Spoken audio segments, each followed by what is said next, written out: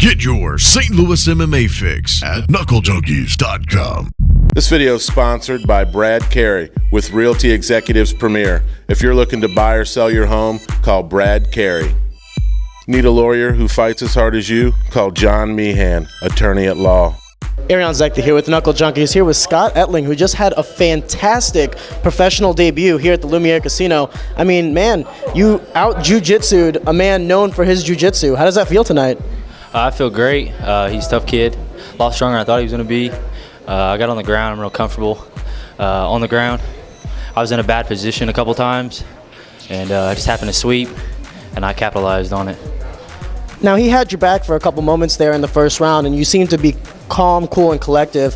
And then when it was your turn to do a little bit of offense, you took extreme advantage of it and was able to finish the fight in the first round. I mean, was that a part of the game plan? Did you think that it was going to go 3 rounds, or were you trying to finish the fight as soon as possible?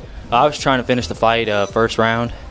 It wasn't my game plan for him to be on top of me, in the dominant position. But I feel good throwing submissions off my back. When I hit the sweep and took his back, I wanted to, throw in some punches before I actually tapped him out, and I heard the clappers go off, and I locked the choke in and got it. But I'm really excited that I got the win, and just on to the money now. Knuckle Junkies here with Aaron Hifel, who is now victorious in his second pro fight. How does it feel, buddy, to get back in that win column? Oh, it definitely feels a lot better than getting kicked in the fucking face, that's for sure. And your opponent was incredibly tough. I mean, you guys went the whole distance. I mean, both of you guys back and forth in exchanges. It was a very tough, gritty match. Was it what you expected? Oh, yeah. I'd seen his fight with Jordan. I knew he was tough. And I caught him with some stuff on the feet, but I was trying to be more patient and pick my shots, and I didn't quite pull the trigger like I should have. But he was really tough on the feet and the ground. He never quit, so. Was there anything different you did for this fight versus any others? I mean, we knew that the pro debut didn't go the way you would have loved it to, but to come back around and have a performance like you did tonight kind of just sparks that fire back in you. I mean, what did you do differently for this fight that you didn't necessarily do the first fight? The main thing was just getting more comfortable. We worked on getting more comfortable everywhere. I've always just been too aggressive, too willing to get in there and just try to tear people off, and sometimes that backfires when you're that aggressive. It'll come back to haunt you. So I basically just learned that, try to be a little more patient, pick my shots, and I didn't get the finish, but I was still pretty happy with my performance. Knuckle Junkies here with Jordan Dowdy, who just made his pro debut, and I mean, I'll be honest with you, buddy, that was phenomenal. Total domination from beginning to end. I mean, for you to have an amateur career that was, let's say, riddled with injuries and setbacks, I mean, what does it mean to you for the past year to just basically dominate everyone you've stepped in the cage with and to come out here and give a performance like that? It's the culmination of everything we've worked on in practice. I mean, that stuff is not uncommon for anybody that's come and visited the gym and worked with me and Sal and Jake and Aaron and any of those guys that come in. They know what we're capable of. And really, this camp, I just pushed myself as far as I could, and I had a lot of help from guys at my own gym. Sal was coming in and working on me privately. Some of the stuff that you just saw in that fight was specifically things we've been drilling the last week. And so whenever it was over, we're sitting there like kind of giggly because all the stuff that we had planned worked out just fine.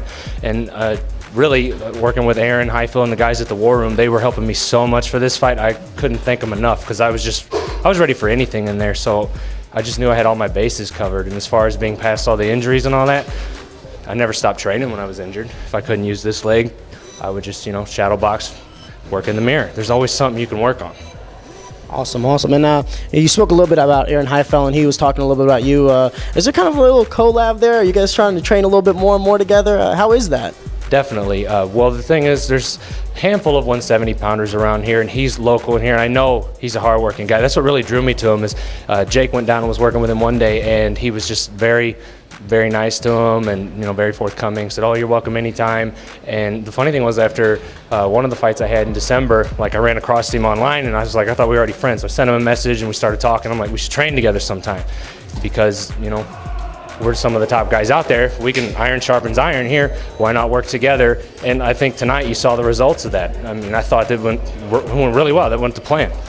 Knuckle Junkies here with Raymond Gray, who was just victorious here at Shamrock FC against Jesse Geringer in a very well-contested fight. Went the distance. It was very ground-orientated. It was a kind of a chess match between you two. Go forth and just kind of explain how that fight went in your eyes. Yeah. Well, it definitely didn't go as I planned. I wanted to stand, but when he came out and he threw some punches, he threw like quick punch and threw a kick. And I planned the strike the whole time, so I immediately went in for the strikes. He fell down from me holding the kick, and from there he was in jiu-jitsu mode. So, you know, I really wanted to try to stand back up and, you know, keep the fight going there, but everything he was doing was kind of just, you know, putting us to the ground and keeping us there. So, you know, I was just like, whatever. I'm here with Shamrock FC main event winner, Rome, the Black Hulk, Lindsay. Yeah, the Black Hulk, baby. We're here now. Tough fight. It was a split decision. Explain to me what you did that won you the fight over your opponent. Well, I pushed the pace. I was the aggressor. I threw the punches. He was looking for grabs, obviously. He's a wrestler. You can tell that man's built. That's a big, well, excuse my language, that's a big man. You know, that's a lot of weight held on me at first. I just continued to listen to my coach's corner, Shannon Woodward, and throw strikes while he was trying to take me down and stuff. And when he lift up, throw elbows if I can, and just try to stay active and be aggressive. Your striker was extremely dynamic. Even in the clinch, you were doing a lot of foot stomps, a lot of, when you would have your knee, you would throw your opposite knee and kind of just lunge yourself in the air. Lots of spinning techniques. Is that something you do in the gym every day, or you said, hey, you know, if I'm gonna fight, I'm gonna throw everything I got? Well, I do a lot of spinning techniques in the gym. I do a lot of spinning, like tie kicks and stuff like that. Just try to be, you know, make it to the next level. You got to catch people's eyes, you know. You got to be able to talk to people. You got to be able to prove yourself inside a cage. And I've been that dude that's been the first round guy, rear naked choke. There's no more than that. If you don't beat me, you don't have to grind me out and beat me nowadays. You got to bring it, baby.